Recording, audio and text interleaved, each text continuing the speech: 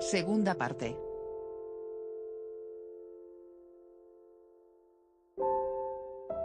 Más allá de la mente, más profundo que las emociones. 16. La paz que sobrepasa todo entendimiento. Cuando la mente humana empieza a despertar, reconocemos las inmensas contradicciones de la vida, la belleza y el horror de nuestra propia experiencia y de la experiencia global. Este reconocimiento supone una conmoción para el sistema. Generalmente surge el deseo de comprender qué significa todo esto.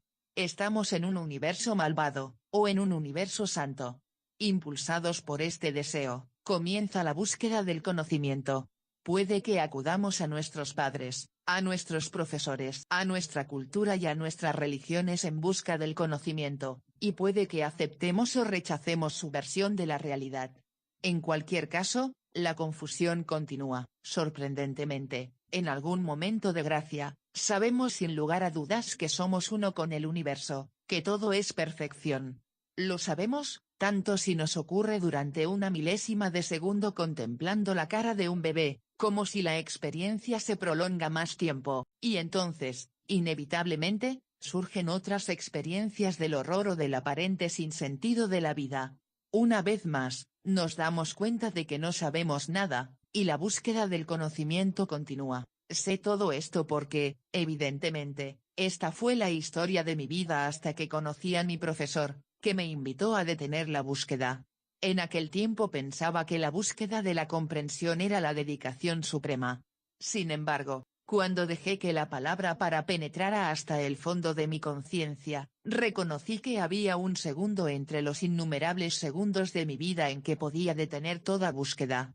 Ese momento de quietud reveló la paz que está más allá de la comprensión. Descubrí que de esa paz formaban parte todo horror y toda belleza, toda desesperación y toda relajación.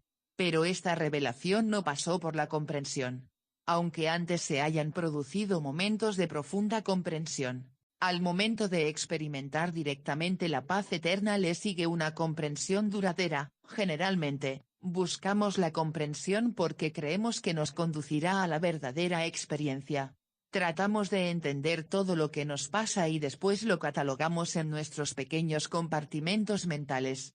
Este es un ejemplo de cómo el gran poder de la mente dirige nuestras vidas. Pero cuando se trata de abordar el reconocimiento de la verdad, la mente no está equipada para dirigir. Está exquisitamente equipada para descubrir o para seguir, pero no para dirigir. La mente no es el enemigo. La tragedia es que creemos que las conclusiones mentales son la realidad. Esta es una gran tragedia, responsable tanto del sufrimiento más prosaico como del más profundo, individual y colectivo. Estás condicionado para intentar mantener el entendimiento mental en un lugar elevado, pero esa no es la verdadera comprensión.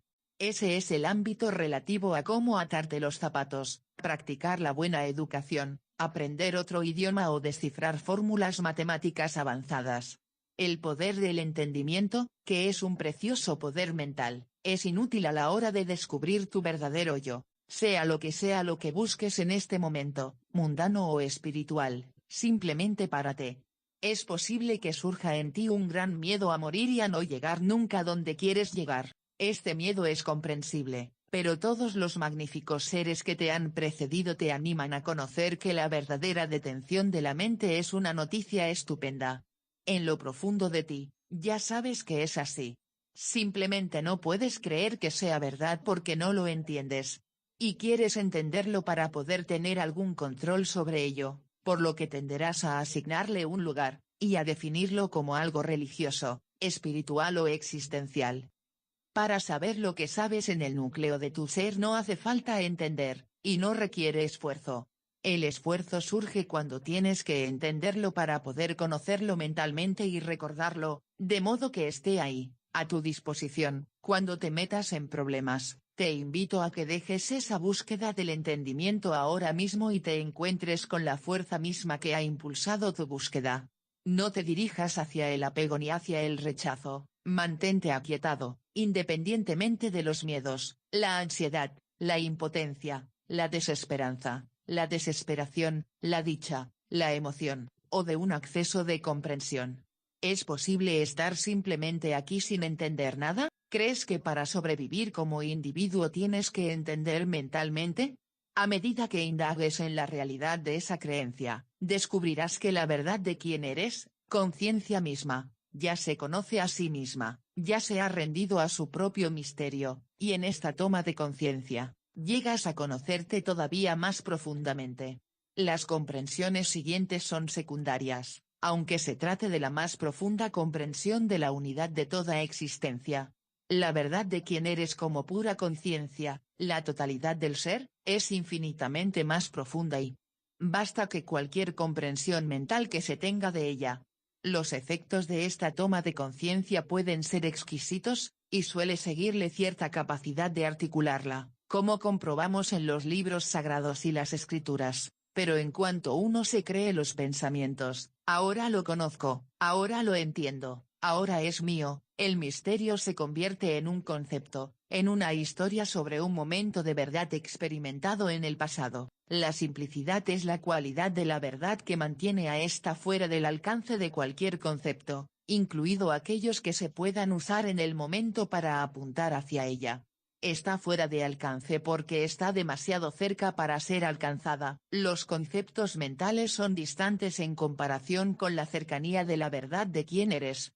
En cierto momento reconoces que no comprendes nada, y experimentas un momento de claudicación.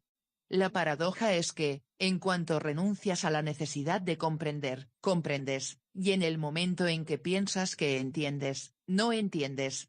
En tu disposición a renunciar ahora, en este momento, a toda comprensión se revela todo aquello que habías buscado a través de la comprensión. 17. La oferta inasible. Lo que mi profesor me ofreció, y lo que yo te ofrezco a ti, es muy simple. No tiene nada que ver con adquirir poderes especiales. No tiene nada que ver con conseguir un estado mental determinado. No tiene nada que ver con ninguna cualidad, ni siquiera con las más delicadas y afectivas. Tiene que ver con lo que está eterna, incontrolable y permanentemente aquí, a cada momento, cada segundo, en cada situación y en cada estado mental.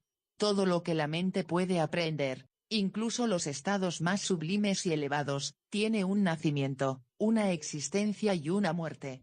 Lo que está permanentemente aquí es inasible por la mente, porque no es un objeto. Si examinas tu vida, reconocerás que esto es verdad para cada pensamiento, emoción, conclusión, autodefinición o definición de otro. Todos ellos nacen constantemente, existen durante algún tiempo, cambian y mueren. Es importante insistir en esto, posiblemente este es el salto más grande que la mente tiene ante sí. Todo lo que la mente puede aprehender está sujeto al nacimiento y a la muerte. En este reconocimiento se produce una apertura donde, por un instante, reconocemos la permanencia de nuestra naturaleza esencial. Nuestra verdad no tiene nada que ver con el cuerpo, los pensamientos, las emociones, los logros, los estados elevados, o los estados inferiores, que son impermanentes. Quien crees ser no es capaz de hacerse consciente de la verdad de quién eres. La verdad es demasiado grande. Lo que crees ser aparece y desaparece en la verdad de quién eres. Quien realmente eres puede reconocer esto, tienes derecho a reconocer esto. No es nada que nadie pueda darte o quitarte. Puede quedar velado por los poderes de la mente, pero en realidad un velo no encubre nada. Cuando ves un velo, sientes o intuyes que hay algo detrás de él. Lo que está detrás del velo es la verdad de tu yo esencial. El velo simplemente es tu última autodefinición. ¿Estás dispuesto a reconocer que los pensamientos solo son pensamientos, hermosos y horribles en su ámbito y poder, y sin embargo inadecuados para describir quién eres? ¿Estás dispuesto a indagar en esto? Si es así, te invito a que dejes de pensar, solo por un momento. No como un acto de represión, sino como una negativa a seguir alimentando cualquier pensamiento que surja. Se trata de dejar de construir un pensamiento tras otro, tanto si es un pensamiento de grandiosidad como un pensamiento de carencia. Deja de alimentarlo y reconócelo como un simple pensamiento. ¿Qué puede hacer un pensamiento? Puede definir la experiencia. Puede clasificar y relegar la experiencia. puede generar experiencia. Pero no puede ser experiencia. El pensamiento tiene un comienzo, un desarrollo y un final. La verdad absoluta no tiene principio, ni desarrollo, ni final. No aparece y desaparece, siempre está aquí. No estoy en contra del pensamiento. ¿Qué sentido tendría eso? El pensamiento está aquí. Los pensamientos pueden ser una expresión gloriosa de creatividad y comprensión. Reconocer el pensamiento tal como es no significa estar ni a su favor ni en su contra. Pero cuando estás libre de la creencia de que los pensamientos son la realidad, eres libre de entrar en la experiencia directa de quién eres. Tu identidad no puede ser captada a través del pensamiento. La mente no puede captar su fuente porque solo es un aspecto de la fuente, no la totalidad. Tú eres la fuente, y como eres la fuente, puedes descubrirte como eso. 18. El trance ante el lenguaje. El lenguaje es una increíble potencialidad de la mente. Pero si lo examinamos con cuidado, veremos que aún está en una etapa de desarrollo muy primitiva. Todo el mundo puede reconocer este hecho a partir del simple intento de comunicar con otra persona.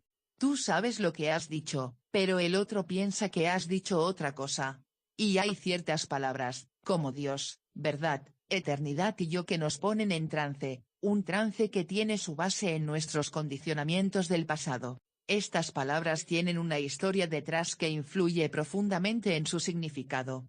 Posiblemente oímos la palabra Dios por primera vez en la escuela dominical e imaginamos a un gran padre benevolente que cuidaría de nosotros y nos querría si éramos buenos. Después crecimos y eso quedó atrás, pero aún sigue archivado en algún lugar y continúa influyéndonos. Dios sigue siendo alguien.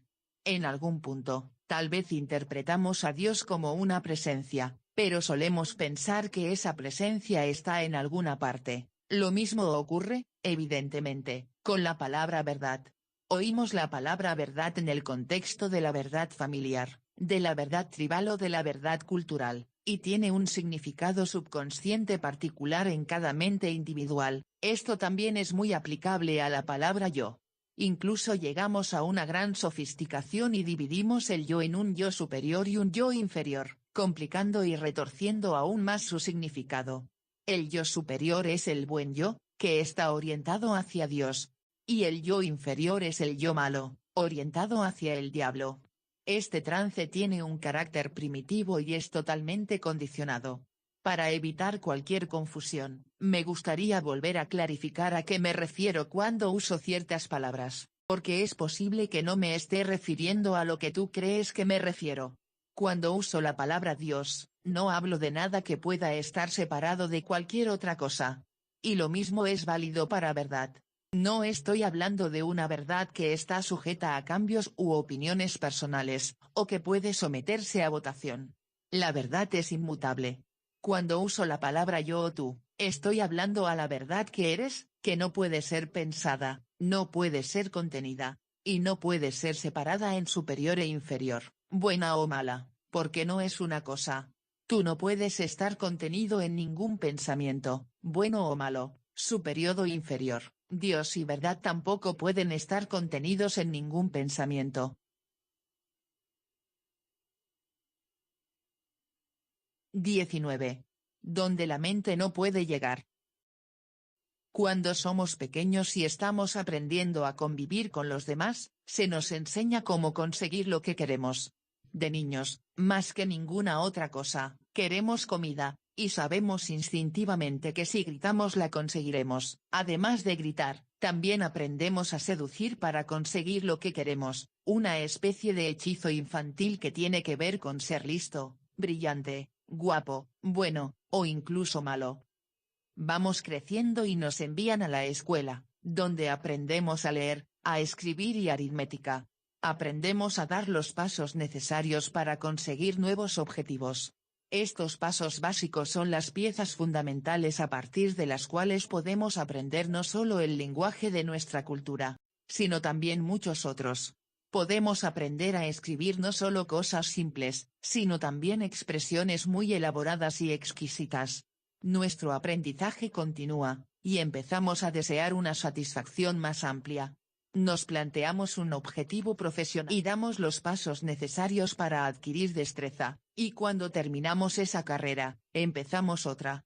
Al principio, las técnicas y estrategias que usamos para conseguir lo que queremos son muy simples, pero se van haciendo más complejas a medida que pasa el tiempo. En algún momento de una vida aventurosa, surge el deseo de conocer la verdad. No solo mi verdad, sino la verdad real, la verdad final, la verdad eterna. Esto no le ocurre a todo el mundo.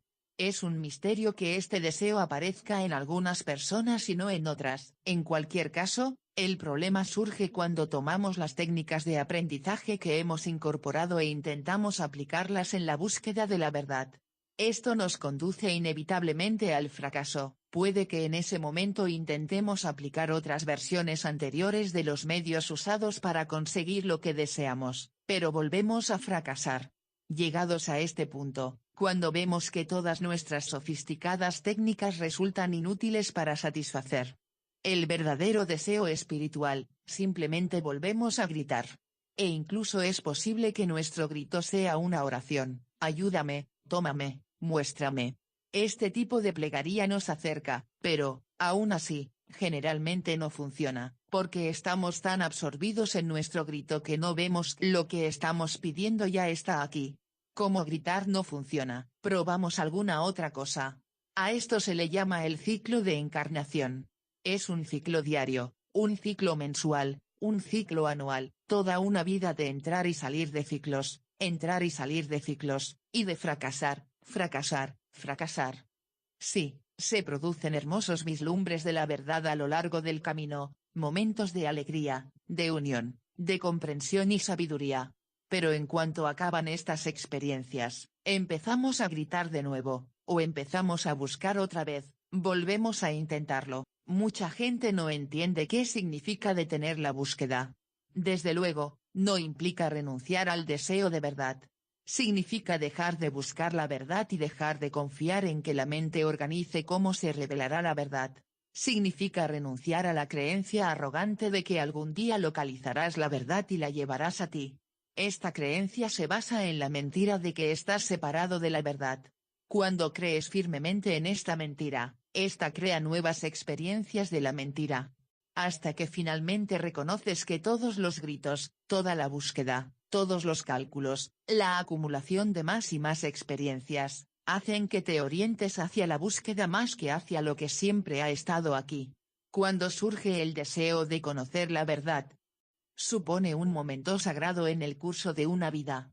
La tragedia es que, frecuentemente, este deseo se traduce en algún concepto mental sobre cómo llegar a la verdad, o cómo librarse de los obstáculos que impiden acceder a la verdad. Seguidamente nos dedicamos a adorar este concepto, le rezamos y confiamos en él más que en la verdad misma. El deseo de verdad es el anhelo que sientes en tu corazón. La relación mental con este anhelo son todas las cosas que le lanzas para intentar quitártelo de encima porque te está molestando. Pero nada que no sea la pura autenticidad, el puro ser, le colmará. Si estás dispuesto a dejar de lanzar cosas al anhelo de tu corazón, si estás dispuesto a dejar de buscar la forma de escapar al anhelo, él revelará su propia consumación. Cuando la mente dice, ve allí, haz esto, prueba aquello, puedes negarte a escuchar. Puedes darte cuenta de que una y otra vez has ido allí, has hecho esto y has probado aquello, sin encontrar ninguna satisfacción. Ahora se te invita a detenerlo todo, a simplemente aquietarte. Cuando detienes toda búsqueda, las justificaciones, las excusas, ¿qué poder tiene, entonces, la mente? En un milisegundo de detención, ves el pensamiento tal como es. En ese milisegundo reconoces la presencia de la verdad. Sin embargo, este hábito de buscar, de confiar en la mente y en su interpretación última de dónde encontrar más verdad, está muy arraigado. De modo que el ciclo vuelve a empezar. Posiblemente has tenido muchas experiencias de verdad, de la presencia eterna que la mente no puede conceptualizar, y no solo mientras estabas en la búsqueda espiritual. Has tenido experiencias de niño, de adulto, en la naturaleza, en tus relaciones amorosas, surgidas de la nada, en medio de la calle o en medio de la noche. No podrías haber planeado esas experiencias, y sin embargo, por tu profundo condicionamiento, imaginas que tú puedes hacerlo, que tú puedes crear la verdad, que tú puedes hacer que Dios venga a ti. Qué sorpresa tan dulce y qué lección de humildad descubrir que no puedes, y que la verdad, que es Dios, ya está aquí. Es tan simple. Eres lo que estás buscando. No me refiero a tu cuerpo, aunque el cuerpo no es un obstáculo, y forma parte de ti. No me refiero a tus pensamientos y emociones, a tu destino, karma, pasado o futuro, aunque tampoco son obstáculos. Todos ellos aparecen, existen, y desaparecen en la verdad de quién eres. Tú ya eres la verdad. Tú eres conciencia. Conciencia es espíritu. Reconócete a ti mismo y te verás por todas partes, en todos los demás seres humanos, en cada animal, en cada planta, en cada roca. Hasta que no te reconozcas a ti mismo seguirás tratando de averiguar cómo encontrarte, cómo conseguir más de ti mismo, cómo saber qué eres y qué no eres. La mente tiene el hábito de necesitar saber qué ocurrirá si los pensamientos se detienen. Al final, simplemente tienes que pararte y comprobarlo. Ya has probado todas las técnicas excepto la de detenerte. Si no te has parado, aún sigues buscando. Es así de simple. 20. La rendición de la mente al silencio.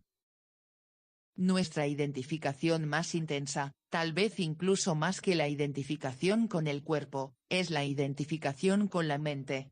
Cuando empleo la palabra mente, me refiero a pensamientos como, creo que soy este cuerpo y esta persona, y por tanto esto es la realidad. Damos al pensamiento la autoridad de definir quiénes somos.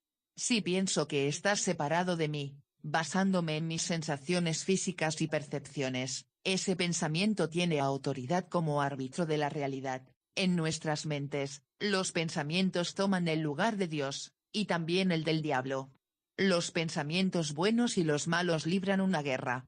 Así, surge el deseo de acumular más pensamientos buenos para poder derrotar a los malos, para que las fuerzas de la luz puedan derrotar a las fuerzas de la oscuridad.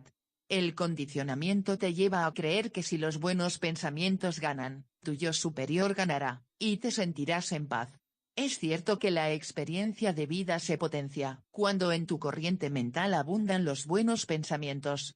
Es igualmente cierto que los pensamientos malos o negativos producen un envenenamiento del cuerpo y de la mente. Sin embargo, lo que se pasa por alto es que en el núcleo siempre hay una conciencia pacífica, continua, inmóvil. Lo que pasas por alto es que lo que eres ya está en paz. Ganar y perder no tienen nada que ver con la verdad de quién eres. Nuestras mentes están inactivas durante muchos momentos del día, pero estamos condicionados a prestar atención únicamente a la actividad mental. Y pasamos por alto estos momentos de silencio. Cuando hablo de detener, me refiero a ese silencio entre pensamientos que es conciencia informe. Allí hay una presencia, y podemos reconocer que somos esa presencia. Se nos ha enseñado a creer en pienso, luego existo, en lugar de la verdad, que es, soy, luego pienso. El trance de los pensamientos condicionados puede ser profundo y complejo, pero no resiste la comparación con algo tan simple como esta detención. Cuando reconoces conscientemente este punto de detención, tienes verdadera capacidad de elección. Antes de ese reconocimiento, tus pensamientos solo son acciones mentales mecánicas basadas en condicionamientos pasados, en deseos o aversiones. Después de ese reconocimiento, puedes elegir conscientemente decir la verdad respecto a lo que siempre está presente antes del pensamiento, durante el pensamiento y después del pensamiento. ¿Puede la presencia ser pensada? Esta pregunta, en efecto, hace añicos los nítidos patrones mentales. Causa un dejarse caer, una liberación, un alivio del enorme e ilusorio mundo del pensamiento. El equilibramiento y reequilibramiento, el reformar y reinventar lo que llamas yo no es más que un pensamiento, y otro proceso de pensamiento sobre ese, y después otro más. En el momento en que reconoces lo que no puede ser pensado, reconoces quién eres. Es un momento en el que la mente se rinde al silencio. Hablo mucho de detener el pensamiento, pero tal vez no lo haya hecho de una manera suficientemente comprensible. En primer lugar, detenerse es reconocer que, según surgen los pensamientos, estás ante una elección. Tu mente puede seguir los pensamientos o quedarse quieta y dejar que surjan sin tocarlos. Mi invitación a detenerte no es para que construyas un pensamiento sobre otro, no se trata de que fantasees o de que repases sucesos pasados.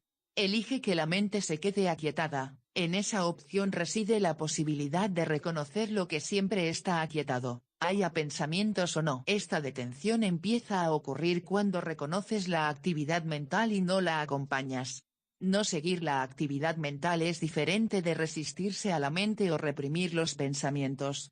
No acompañar los pensamientos conlleva un aspecto de apertura y relajación, aunque pueda parecer poco familiar, y el miedo a lo no familiar puede generar actividad mental. Dejar de seguir los pensamientos es algo que no requiere esfuerzo. Al seguir los pensamientos y dar vueltas a nuestras historias, pasamos por alto la simple y profunda facilidad de ser. En este momento, te invito a no hacer nada. Es posible que aparezca un pensamiento. No hagas nada con él. Relájate en cualquier pensamiento o emoción que surja, y permite que la facilidad natural, la verdad natural de quién eres tome prioridad sobre el pensamiento. En esta detención puedes reconocer de nuevo la verdad que siempre está allí, la verdad de quién eres. Ahora, en este momento, con tu mente, elige esa verdad. Vincula tu mente a esa verdad, de modo que cualquier cambio que se presente se encuentre con una mente unida a la verdad, una verdad que se confirma cada vez que la mente se detiene. La detención de los pensamientos no es una práctica. Simplemente es la oportunidad de ver que existe la opción de no seguirlos. Al no seguir los pensamientos, la mente se detiene, y lo que está aquí, lo que está en silencio y siempre aquietado, puede revelarse. En un instante de reconocimiento del silencio que siempre está aquí, reconoces tu verdadero rostro, reconoces la presencia de Dios.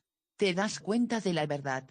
Entonces puedes abordar los desafíos de la vida, el dolor corporal, el torbellino emocional o la confusión mental con mayor claridad e intuición, porque ya no identificas esos estados con quién eres. Tú eres la existencia misma. La existencia es conciencia, que está viva y enamorada de sí misma. Este teatro en el que aparecemos tú y yo, las circunstancias y emociones, los sucesos agradables y desagradables, es el teatro de Dios. No debe ser evitado, sino disfrutado. Es algo con lo que emocionarse, con lo que llorar, pero también con lo que reconocer, oh, Señor, qué obra tan maravillosa. Qué teatro, y en ese reconocimiento, saber quién eres. Tú, como conciencia, eres el escenario en el que se mueven los actores, la pantalla donde se proyecta, la película de la vida, y la fuerza que anima a cada actor. Quienquiera que imagines ser, cualquiera que sea el papel que imagines desempeñar, la verdad de quién eres es más profunda que el papel, más cercana, y también está más allá del papel. No quién serás algún día, sino ahora mismo, quién eres y siempre has sido. La posibilidad siempre presente, en cualquier momento, es la de despertar a tu verdad como conciencia. Ese despertar ocurre en la rendición de la mente al silencio. 21. Práctica espiritual. Muchas personas con las que me encuentro son sinceras en su deseo de alcanzar la verdad del ser. Me preguntan, ¿qué tengo que hacer? ¿Cómo lo hago? Paradójicamente, este deseo de verdadera libertad solo puede realizarse si no haces nada para realizarlo. Existen prácticas en las que repites mantras, haces visualizaciones, postraciones, o algún tipo de servicio desinteresado. Todas ellas están destinadas a aquietar la mente y evitar que se obsesione con lo que es necesario para revelar la verdadera plenitud. Las prácticas son excelentes para poner a punto las capacidades mentales tanto de enfocarse como de rendirse. Reconozcamos que nuestras prácticas espirituales nos han servido, que son regalos de los maestros que nos han precedido. Pero reconozcamos también que la verdad de quienes somos está aquí ahora, y que todas las prácticas han sido maneras de buscar lo que ya está aquí, de tratar de limpiar el camino de vuelta a nuestros corazones. El problema es que, En definitiva, cualquier intento de ir a alguna parte implica que no estás allí. De hecho, cualquier actividad que emprendas para alcanzar ese objetivo impide el reconocimiento más profundo de que siempre ha estado plenamente realizado. En este momento puedes darte cuenta de lo que no necesita ser practicado para existir. Esta es la verdad más fácil, simple y evidente. Lo que la ha convertido en un secreto a lo largo de los tiempos es su absoluta simplicidad y su disponibilidad inmediata. Esta simplicidad es difícil, porque desde la infancia se nos enseña que para conseguir algo tenemos que aprender los pasos que nos llevan a ello y practicarlos. Esto funciona maravillosamente con una serie de cosas. La mente es una herramienta de aprendizaje exquisita. Pero la autorrealización, así como la inspiración y la creatividad más profundas, viene directamente de la fuente de la mente. La realización no viene de ningún hacer, viene de rendir la mente a su fuente. Si las prácticas espirituales sirven al propósito de detener la mente, son grandes aliados. Pero si ahondan la creencia de que eres alguien concreto, que practica algo particular, para conseguir algo que aún no está aquí, entonces son una obstrucción. Te mantienen dando vueltas alrededor de ti mismo, en lugar de permitirte profundizar en ti mismo. Meditar significa cosas muy distintas según las muy diferentes personas. Puede significar enfocarse en la respiración, o concentrarse en una imagen, u otra serie de cosas.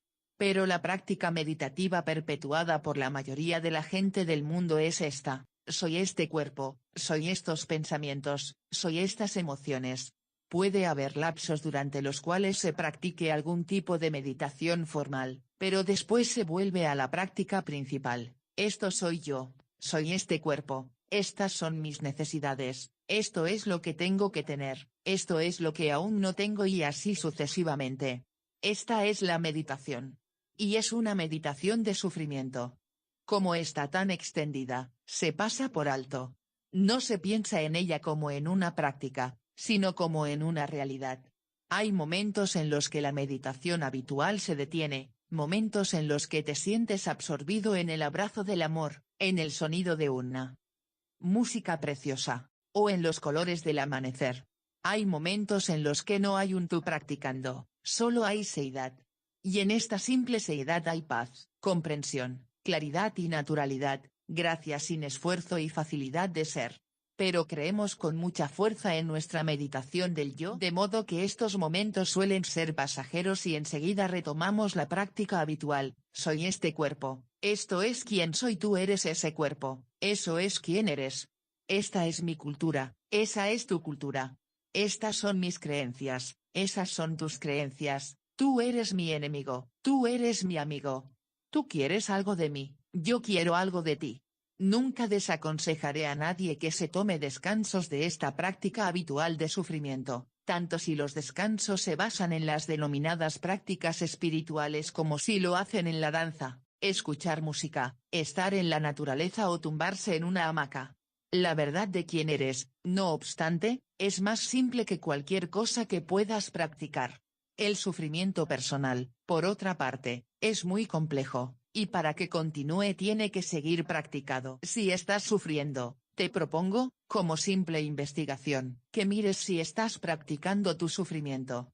Como estamos tan condicionados y tendemos a definir quiénes somos tomando como referencia nuestras actividades personales, pasamos por la vida sin darnos cuenta del vasto terreno de quietud que es la simplicidad de ser. Cuando hablo del corazón, estoy hablando de este mismo ser. Cuando hablo del núcleo de cada fenómeno, me estoy refiriendo al ser. Cuando hablo de lo que se encuentra en la autoindagación, también me estoy refiriendo al ser, tanto si se trata de autoindagación emocional, afrontar el miedo, la ira o la desesperación, como de autoindagación mental, inquirir en el proceso de pensamiento que gira en torno al yo. Indagar profundamente en cualquier cosa es descubrir esta vasta y simple presencia de ser tú mismo, tal como eres. Ser no es una práctica. Una práctica conlleva alguna técnica, una manera correcta de hacer las cosas y una manera equivocada. Una creencia de que se va a llegar a alguna parte y una recompensa o logro. En la verdad de la quietud absoluta, nada de esto es aplicable.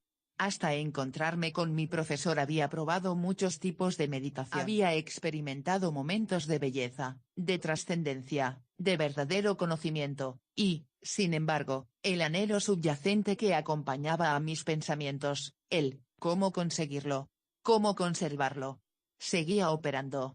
Cuando conocí a Papaji, me dijo que parara, me extendió una invitación que me siento feliz de transmitirte. En este momento, detente donde estés.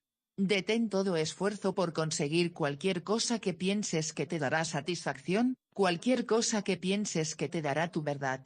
Lo único que se necesita es un momento de verdadera detención.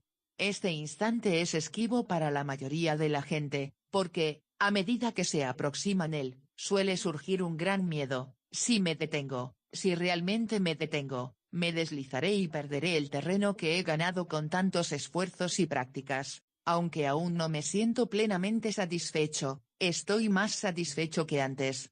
Tengo una vida mejor, mi mente está más calmada, mis circunstancias son mejores, y podría perderlo todo.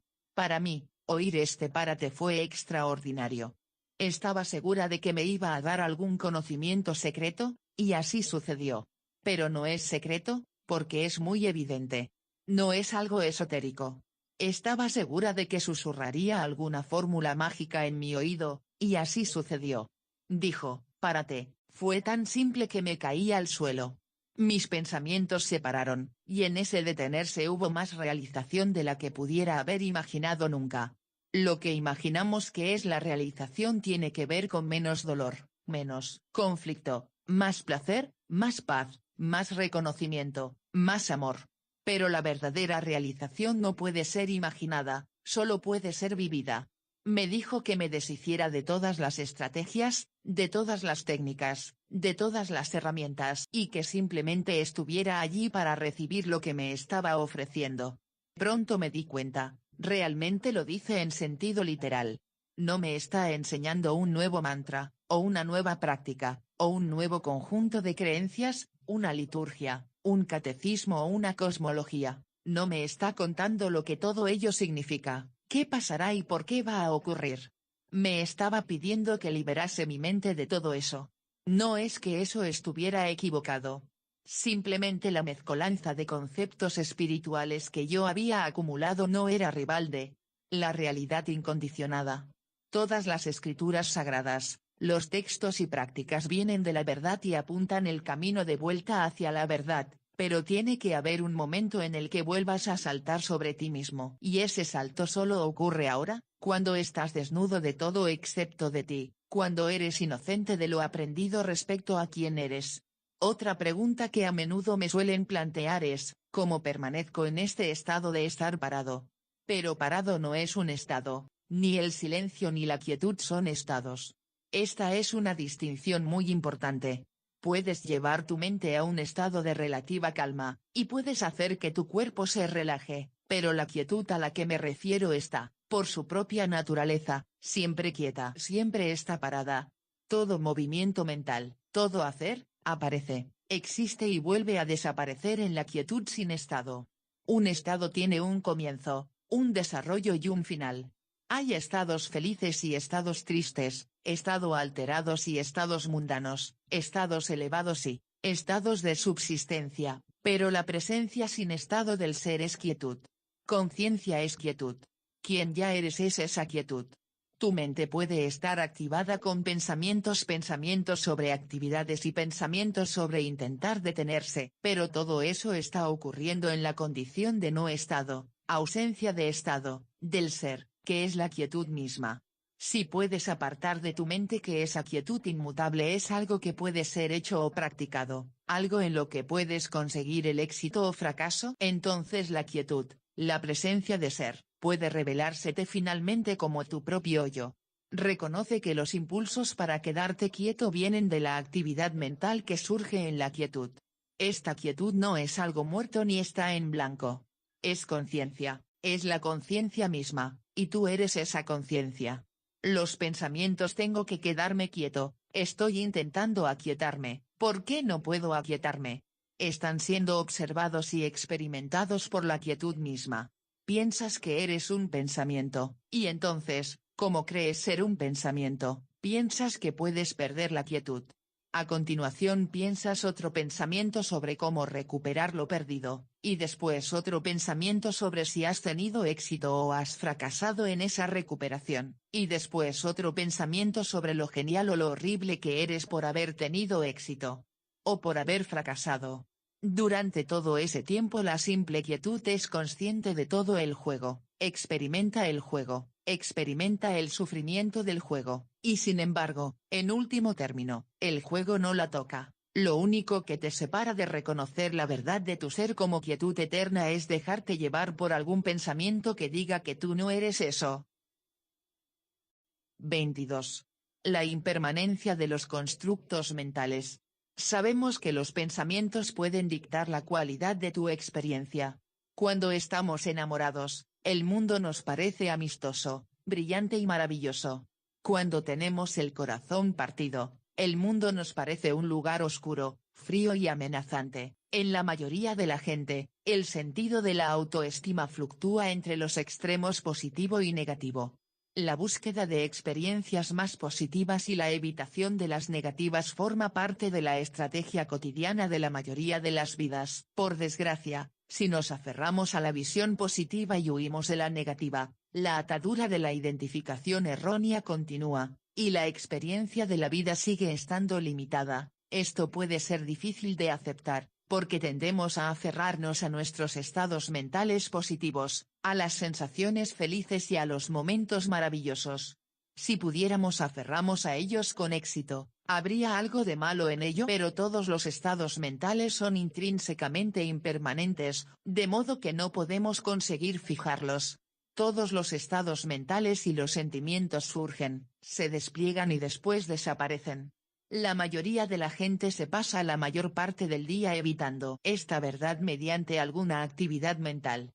Esa actividad mental está fundamentalmente motivada por el deseo de recuperar sentimientos maravillosos del pasado, y por liberarse de los sentimientos desagradables que puedan surgir en el presente. Cuando vemos claramente la verdad incesante y despiadada de la impermanencia de los cuerpos, las emociones, los pensamientos, los estados y las imágenes, tenemos la opción de aceptar que lo impermanente es impermanente. ¡Qué elección tan fácil! Ya es impermanente. De hecho, finalmente, reconocemos que toda la actividad para aferrarnos a lo que es intrínsecamente impermanente es fútil. Gracias a esta disposición de aceptar la verdad de la impermanencia, que comprende todas las ideas sobre quién eres, se produce en ti una profunda relajación. Tu idea de quién eres a los 5 años es diferente de tu idea de quién eres a los 15, a los 50 o a los 90. Una idea, por su propia naturaleza, es impermanente. Reconoce que cualquier idea de quién eres es impermanente. Cualquier cosa impermanente no tiene realidad intrínseca. En este reconocimiento completo, toda actividad mental se detiene. La actividad mental se alimenta a sí misma hasta crear una enorme complejidad de sufrimiento. En el núcleo de toda actividad mental está la búsqueda de una autodefinición, pero la mente busca en los lugares equivocados. En este reconocimiento completo, toda actividad mental se detiene.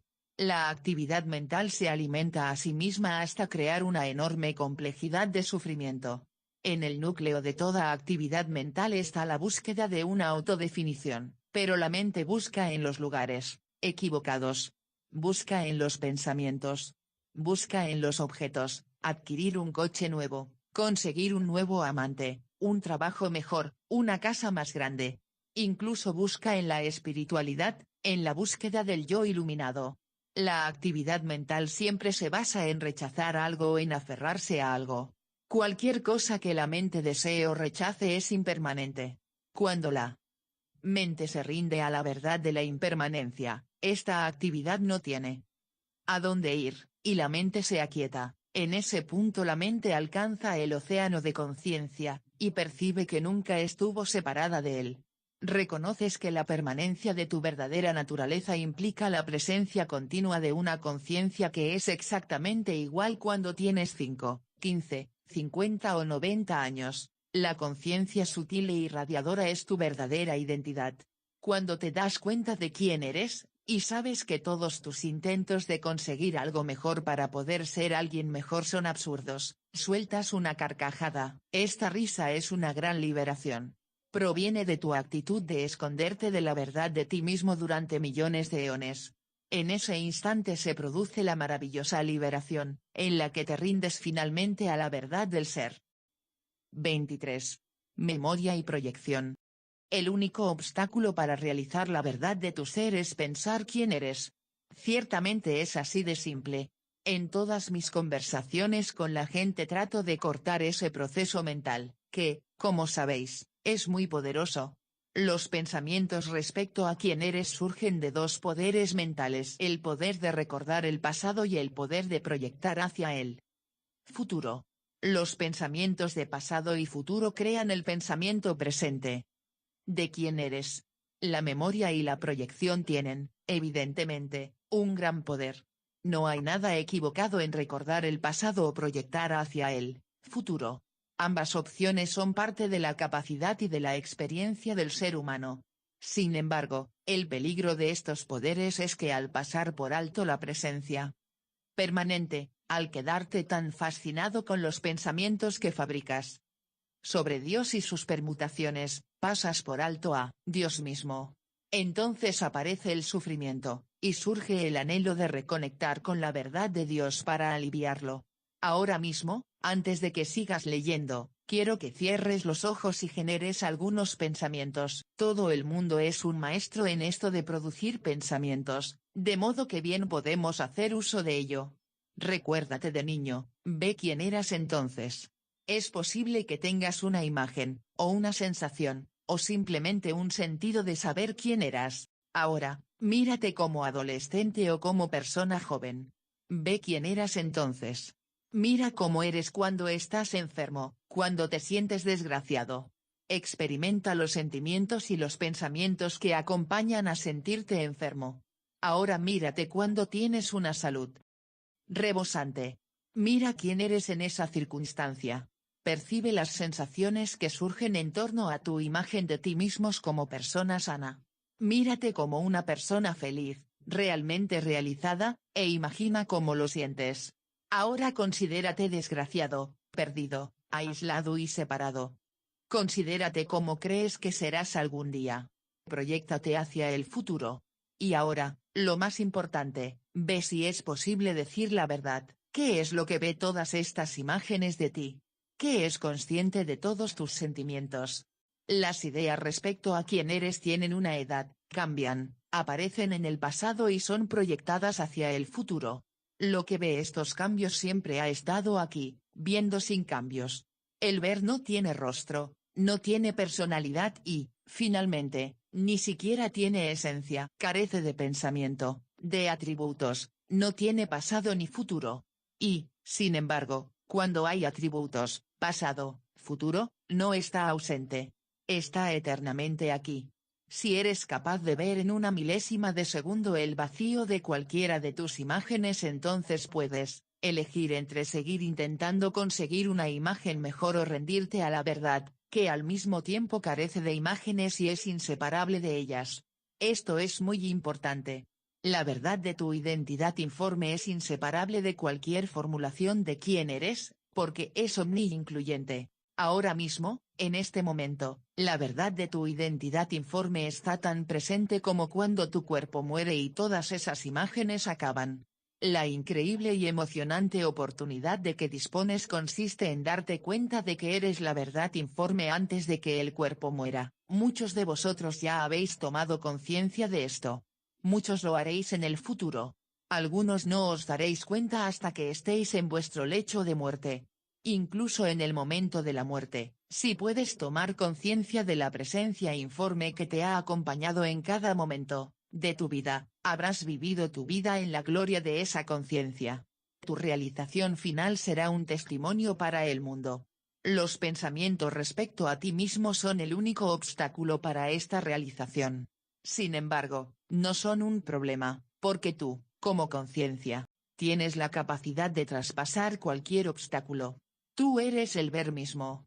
Tienes plena y absoluta capacidad de conocerte a ti mismo, de ser sincero contigo mismo, y de que ese conocimiento sea puesto a prueba.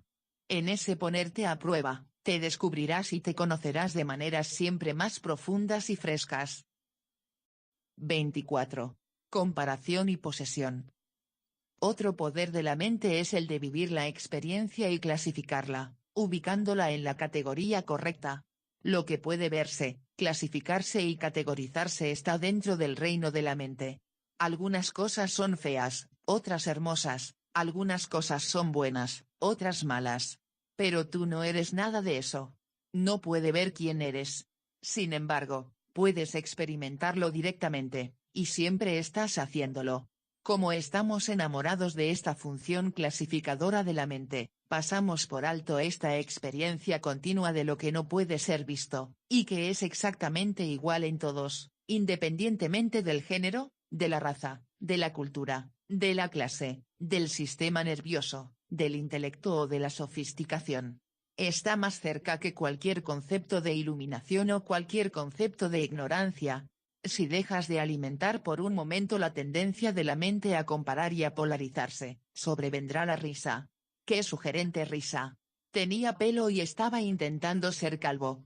Tenía los ojos marrones y quería tenerlos azules.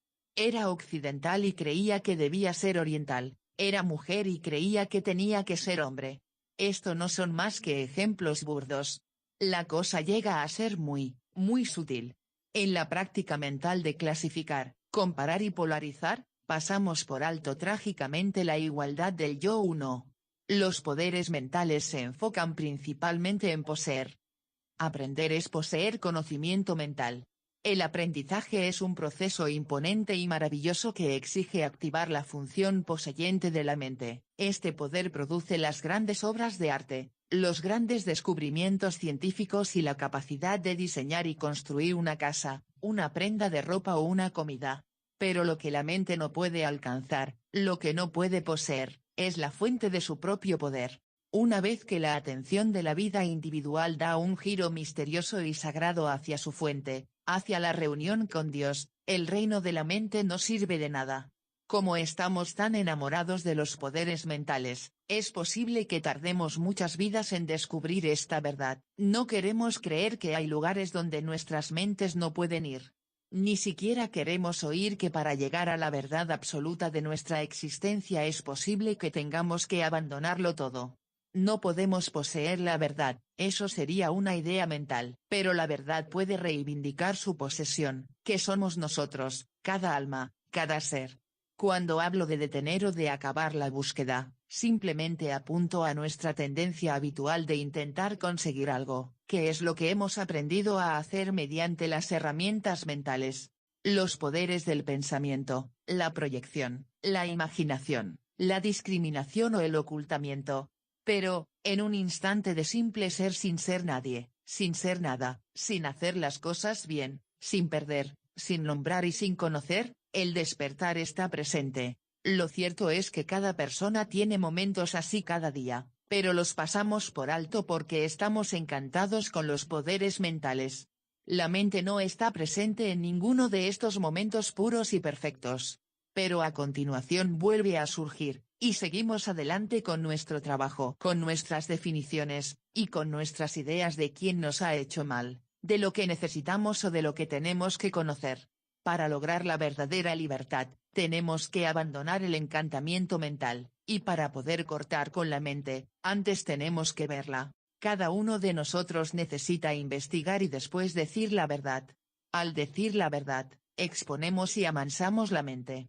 Si mentimos, la mente sigue en el poder. Cuando amansamos la mente, se revela una gran felicidad. Entonces las capacidades intelectuales y creativas de cada individuo, las experiencias de vida individuales, pueden usarse gozosamente al servicio de la verdad.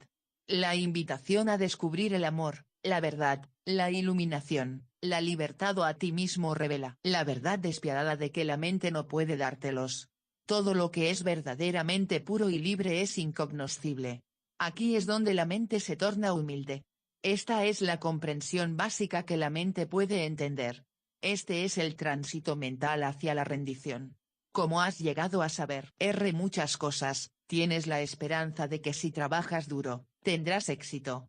Pero la realización de la verdadera libertad es lo opuesto de trabajar duro mentalmente.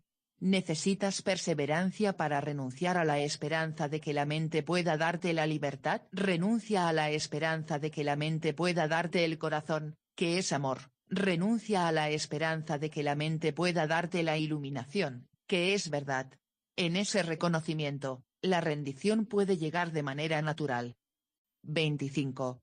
Estrategias del superego. El ego y su compañero, el superego, son voces mentales internas que parecen determinar quién eres. El pensamiento yo soy este cuerpo, ego, determina tu realidad individual, y los pensamientos que determinan cómo le va a tu ego, cómo podría mejorar, o por qué nunca mejorará son la voz de tu superego. Tu ego es una simulación, una realidad virtual del yo soy basada en la percepción, en las experiencias sensoriales y en el aprendizaje. Tu superego es una simulación de autoridad diseñada para controlar a tu ego. Se basa en la retroalimentación, feedback, con quienes te rodean. Tanto el ego como su desarrollo posterior, el superego, son fenómenos maravillosos. No hay nada intrínsecamente malo en ellos. Ambos tienen un extraordinario papel que desempeñar en el teatro de la conciencia humana. El desarrollo del ego es milagroso, y la formación del superego es quizá aún más sorprendente.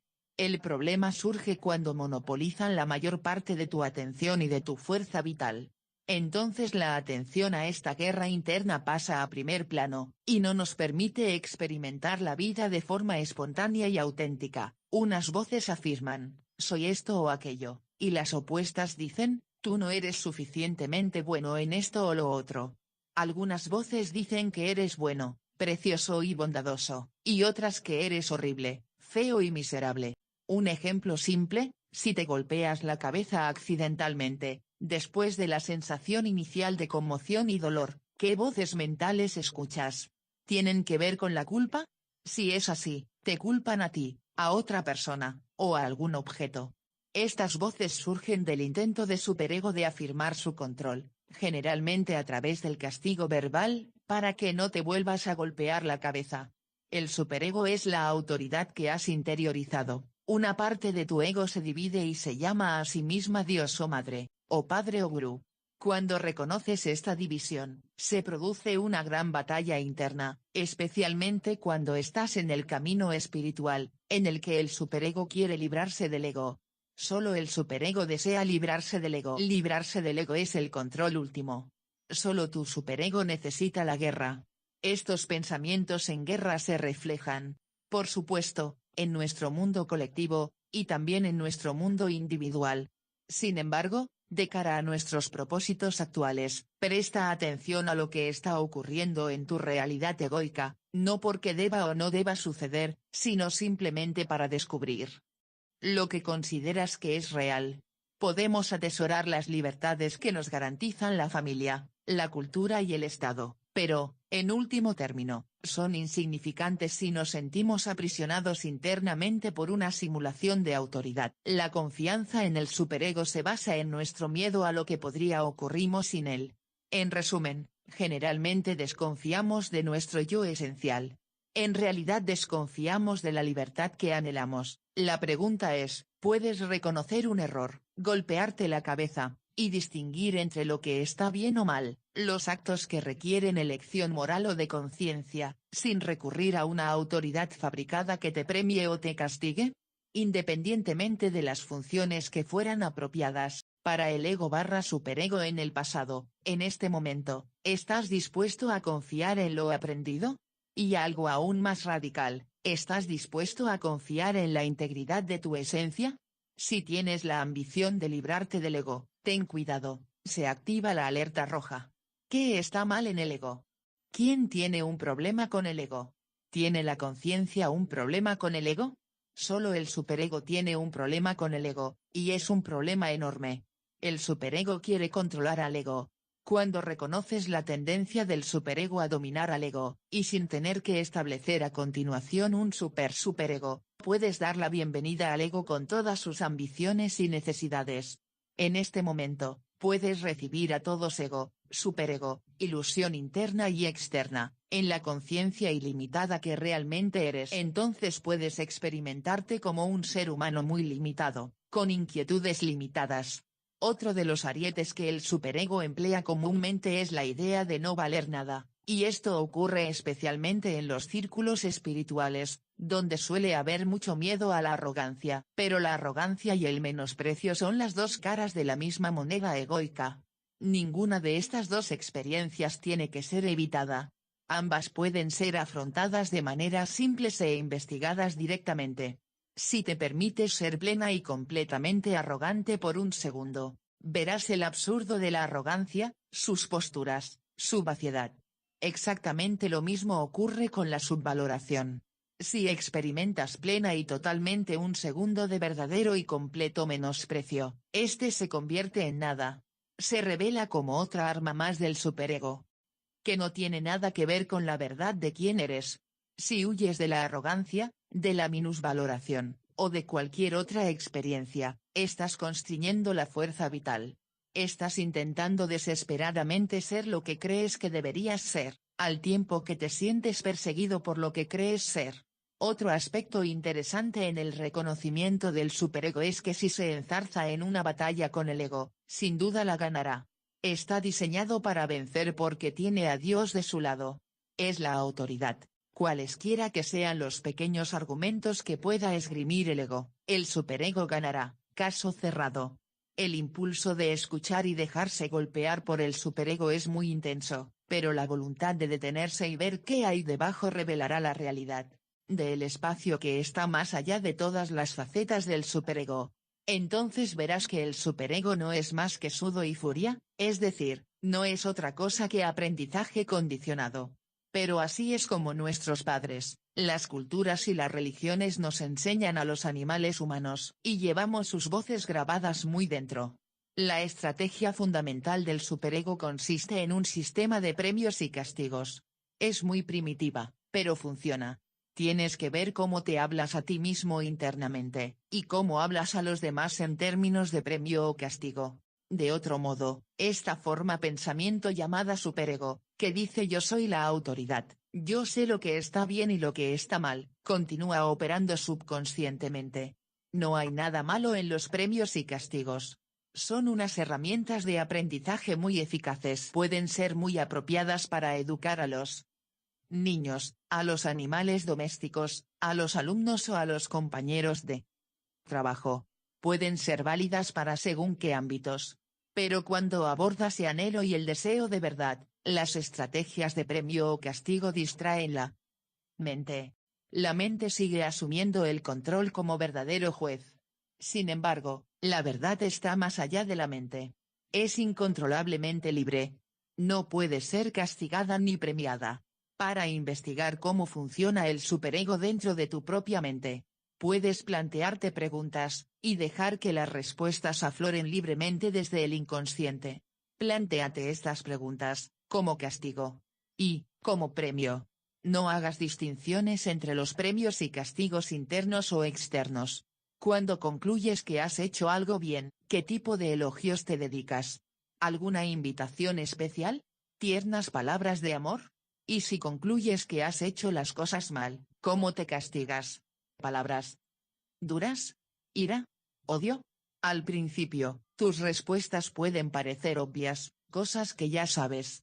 Pero después puede que te sorprendan, y esa es la verdadera clave para la autoindagación, estar suficientemente abierto como para descubrir cosas de las que antes no eras consciente, cosas desconocidas y no examinadas, en este caso, descubrir cómo se manifiesta el superego dentro de tu propia mente. Que las respuestas sean espirituales o terrenales, iluminadas o mundanas, es totalmente irrelevante. Ve, siente y experimenta en tu mente lo que esta indagación revela. Es posible que tengas muchas más estrategias de premio que de castigo. Tal vez se den de forma equilibrada. Quizá te castigues ahora por haberte castigado antes. La clave está en estar dispuesto a ver cómo funciona tu propia mente sin juicio, sin incrementar el poder de las estrategias. Mira si al sacar a la luz las estrategias surge una llama interna. Si hay una llama y no la evitas, sino que te rindes a ella, ¿qué revela? Cuando la mente empiece a reactivarse, permítete durante un momento abandonar todas las estrategias, descubrir que está debajo de todo, antes de todo, después de todo, lo que está siempre aquí, lo que no puede ser revocado ni otorgado. 26. Experimentación directa de las emociones. Las preguntas que más frecuentemente me plantean están relacionadas con las emociones. Muchas personas tratan de liberarse de emociones difíciles como la ira, el miedo y la pena, y buscan emociones más placenteras como la alegría, la felicidad y la dicha. Las estrategias habitualmente empleadas para alcanzar la felicidad suponen reprimir las emociones negativas, o bien expresarlas con la esperanza de librarnos de ellas.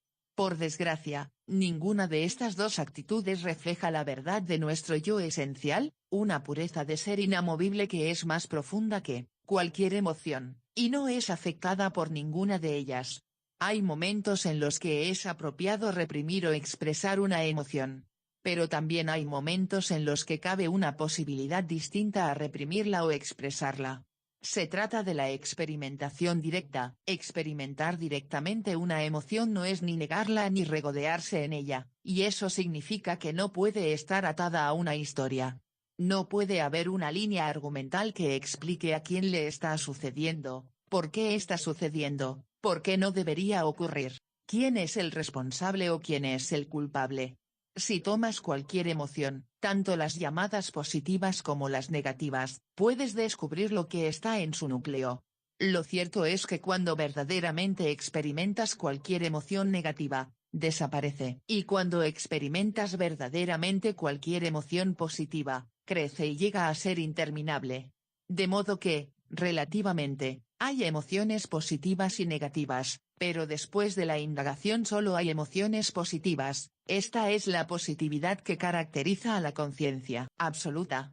Como en nuestra cultura no hay gran cosa que confirme esta revelación asombrosa, nos pasamos la vida persiguiendo las emociones positivas y huyendo de las negativas.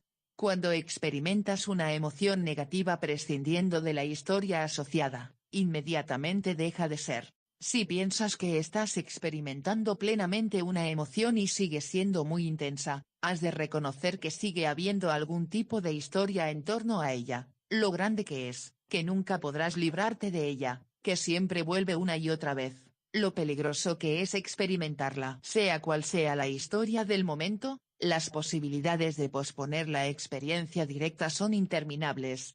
Por ejemplo, cuando estás irritado, habitualmente tiendes a hacer algo para librarte de la irritación, o tiendes a culparte o a culpar a otro como causante de la irritación. Entonces empiezan a desplegarse historias en torno a la irritación. Pero también es posible no hacer nada con la irritación, no empujarla fuera de la conciencia ni intentar librarse de ella, sino experimentarla directamente. En cuanto surge la irritación, es posible sentirse completa, total y libremente irritado, sin expresarlo ni reprimirlo. En general, la experiencia directa suele revelar una emoción más profunda. La irritación puede ser una onda superficial. Debajo de la irritación puede haber furia o miedo. Una vez más, el objetivo no es librarse de la furia ni del miedo, ni analizarlos, sino experimentarlos directamente. Si se revela que la rabia o el miedo están debajo de la irritación, deja que tu conciencia vaya más hondo. Déjate estar absoluta y completamente enfadado o temeroso, sin expresarlo ni reprimirlo. El gran obstáculo suele ser el miedo, porque la mayoría de la gente trata de prescindir de él. Por supuesto, en la medida en que intentan apartarlo, crece más y más, y se percibe todavía más cerca. Lo que sugiero es que en realidad puedes abrirte al miedo, puedes experimentar el miedo sin ninguna necesidad de decir que tienes miedo, y sin tener después ningún pensamiento temeroso.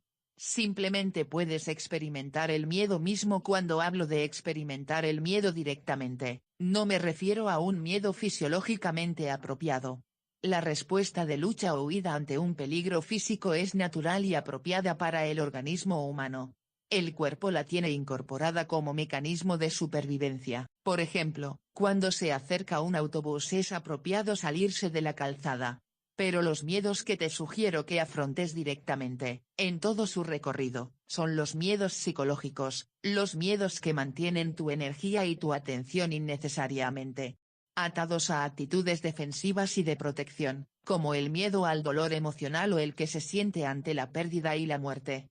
Cuando afrontas un miedo psicológico, en lugar de resistirte o huir de él, a menudo revela una emoción aún más profunda. Es posible que debajo del miedo se revelen una profunda tristeza o un dolor. Estas otras emociones también pueden ser experimentadas directamente, sin necesidad de línea argumental. Si decides experimentar estos estratos emocionales en todo su recorrido, te parecerá estar asomándote a lo que parece un profundo abismo. Este abismo es lo que la mente percibe como nada, vacío, no ser nadie. Este es un momento importante, porque estar dispuesto a ser absolutamente nada, a ser nadie, es estar dispuesto a ser libre. Todos los demás estados emocionales son mecanismos de defensa contra la experiencia de la nada, la muerte de quien crees ser. Cuando bajas las defensas, cuando la puerta se abre, puedes afrontar directamente esta nada que temías. En este encuentro se revela la verdadera autoindagación, que expone la gema secreta de la verdad que en todo momento ha estado oculta en el centro de tu corazón. El diamante descubierto eres tú. Este es un descubrimiento inmenso, pero tienes que hacerlo por ti mismo. Si estás dispuesto a experimentar profunda y completamente cualquier estado emocional, en su núcleo descubrirás la conciencia prístina encontrándose a sí misma como el experimentador y lo experimentado. Si puedes descubrir esta verdad de primera mano, no tendrás que huir de los denominados estados negativos, ni que correr hacia los positivos. Te sentirás libre de rechazar o aferrarte a lo que es intrínsecamente impermanente. Te liberarás para encontrarte verdaderamente contigo mismo y disfrutar de ese encuentro. La conciencia puede afrontar plenamente cualquier emoción que surja en su seno, sin necesidad de ocultarse tras historias y análisis. En esa voluntad de no dejarse llevar por la mente, sino de aquietarse y experimentar completamente cualquier emoción que surja, verás que las emociones no son nada. Los pensamientos, conscientes o subconscientes, son los que las mantienen de una pieza. Tienes la capacidad de detenerte y decir: miedo, ira, pena, desesperación. De acuerdo, venid. Cuando dices, de acuerdo, venid, y realmente quieres que vengan porque estás realmente abierto, la emoción no puede alcanzarte, porque en ese momento no estás contando una historia sobre ella. Te invito a comprobar esto por ti mismo. El miedo, la ira, la pena o la desesperación solo existen cuando están vinculados a una historia. Sí, este es un descubrimiento sorprendente y simple, pero profundo. Es enorme. Puedes llegar a reconocer que aquello de lo que estás huyendo en realidad no existe. Cuando Colón y quienes le acompañaban descubrieron el Nuevo Mundo, volvieron diciendo: allí hay muchas cosas que no conocemos, y la tierra no es plana. Pero muchos siguieron pensando: oh no, yo no voy a ir. Los demonios del mar me comerán, me caeré por el límite de la tierra. Nosotros vemos nuestras emociones con este mismo primitivismo.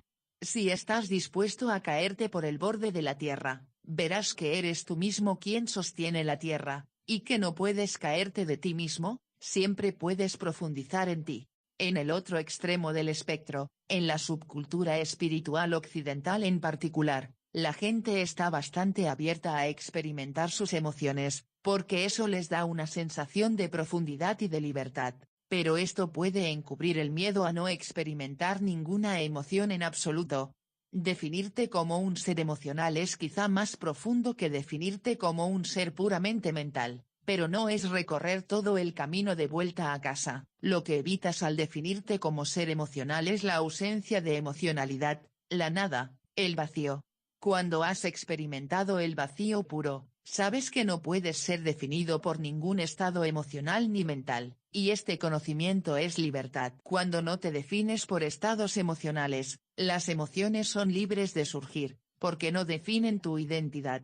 Sabes directamente que todos los estados pasan simplemente a través del espacio puro que es tu verdadera naturaleza. Te invito a recorrer todo el camino hasta el corazón puro de tu ser, no para liberarte de ninguna emoción, no para dramatizar o glorificar ninguna emoción, sino para descubrir lo que pide cada emoción, para morir a quien crees ser antes de que quien crees ser muera.